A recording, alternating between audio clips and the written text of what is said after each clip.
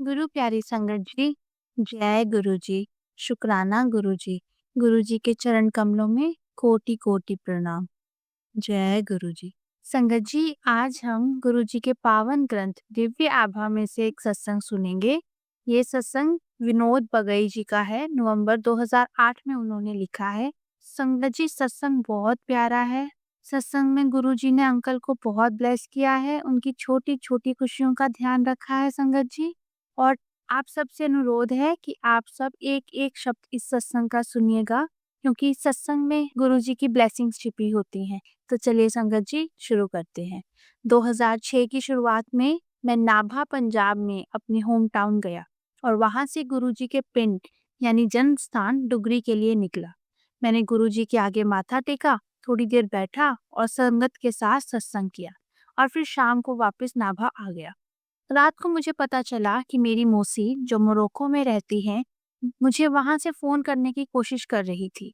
उन्होंने मुझे मोरक्को आकर बस जाने का निमंत्रण पत्र डाक से भेजा। अगला दिन बृहस्पतिवार था, संगत का दिन, और मैं पंजाब से दिल्ली पहुंचकर सीधे गुरुजी के यहाँ एम्पायर स्टेट चला गया। एम्पायर स्टेट में गुरुजी के मंदिर में मुझे चाय प्रसाद मिला।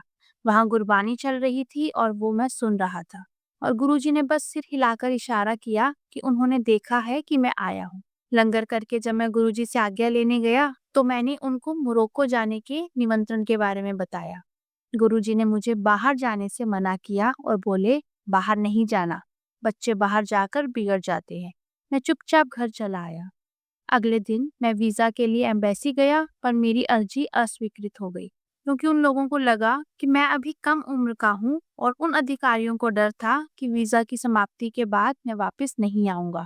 हमने बहुत कोशिश की पर हमारा काम नहीं बना। 20-25 दिन बाद मैं फिर गुरुजी के पिंड और नाभा गया। मुझे पता चला कि मेरे लिए एक और निमंत्रण पत्र आया था। अगले दिन मैं गुरुजी के पास गया और उन्हें यह बात बताई, तो गुरुजी बोले, जा जा। मैंने गुरुजी का शुक्रिया किया और वीजा के लिए फिर से एम्बेसी गया। वह अफसर जिसने पिछली बार मेरी अर्जी अस्वीकृत कर दी थी, मुझे देखकर मुस्कुराया। मेरा हंसमुख प्रताप देखकर वह विस्मित था। एक बार अर्जी स्वीकारी ना जाने पर किसी को भी एक तनावपूर्ण व्यवहार की अपेक्षा होती है, लेकिन गुरुजी की मंजूरी मिलने के बाद मैं आश्वस्त था कि परिणाम अच्छा होगा। गुरुजी के आशीर्वाद से मेरे पासपोर्ट पर 2 महीने की वीजा स्टैंप आ गई। उसके बाद मैंने 2 देशों की यात्रा की और ठीक 2 महीने बाद लौटा। ये महज एक इत्तेफाक नहीं था कि दोनों बार नंबर 2 था। मेरी यात्रा की अवधि और देशों की संख्या, जहां मैं गया, आखिरकार गुरुजी ने मुझे जाने के लिए 2 बार कहा था, जा जा।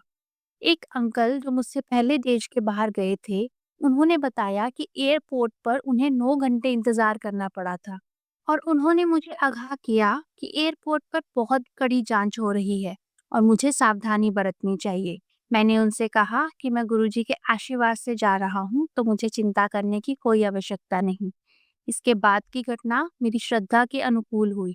मैंने एयरपोर्ट पर 9 मिनट इंतजार किया और मैं अपनी मंजिल सकुशल और आराम से पहुंच गया।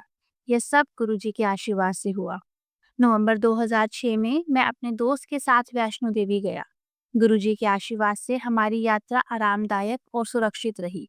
आमतौर पर वहां दर्शन के लिए बहुत भीड़ होती है और दर्शन के लिए एक दिन से ज्यादा भी लग जाता है, परंतु सौभाग्यवश वहां से हमारी रवानगी के 2 दिन पहले ही हम दर्शन कराए। पर क्योंकि ट्रेन में आरक्षण मिलना बहुत कठिन था, हमने अपनी वापसी की टिकट पहले ही करा ली थी। अब क्योंकि हम दर्शन कर चुके थे, हमने अपनी वापसी के सफर की तिथि आगे कराने का निश्चय किया। अपनी पहले की बुकिंग रद्द कराने और नई टिकट लेने के लिए हमें टिकट काउंटर पर जाना पड़ा। हमें जो नई टिकट मिली उसका नंबर 89 था, जिसका मतलब हमें सिर्फ आधी सीट मिलनी थी। सारे रास्ते हमें बैठकर वापस जाना था। क्योंकि मैं दिल्ली से रेलवे में कॉन्ट्रैक्टर हूँ, मैंने रेलवे में अपने एक जानकार को फ़ोन किया, लेकिन मुझे कहा गया कि लोगों की बहुत भीड़ होने के कारण टिकट कंफर्म होना मुमकिन नहीं है। मैंने अपने जानकार को कहा कि अब सीट के लिए मैं उच्चतम अधिकारी गुरुजी से निवेदन करूंगा।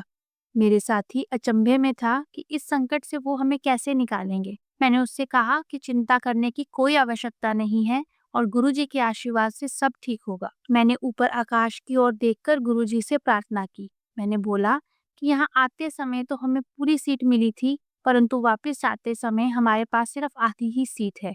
कृपया करके गुरुजी अपना आशीर्वाद हम पर बरसाते रहिए। मुझे अंदर की आवाज़ ने कहा कि मैं स्टेशन जाऊं। जब हम स्टेशन पहुंचे तो हमें पता चला कि सारी 89 सीट कंफर्म हो गई थी और यह बहुत अनोखी बात थी। विस्मित हम स्टेशन मास्टर के पास गए। एकदम सही अंदरूनी खबर पाने के लिए मैंने उन्हें अपना आइडेंटिटी कार्ड दिखाया, बताया कि मैं रेलवे हेडक्वार्टर से हूँ और जानना चाहता हूँ कि कैसे सारी टिकटें कंफर्म हो गई। स्टेशन मास्टर बोले कि कोई खास इंतजाम नहीं किए गए थे, रेलवे ने नहीं किए थे, पर मेरे भगवान गुरुजी ने अपने भक्त के लिए अवश्य किए थे। अब हमें चिंता करने की कोई आवश्यकता नहीं थी क्योंकि हमारी रिजर्वेशन कंफर्म हो गई थी।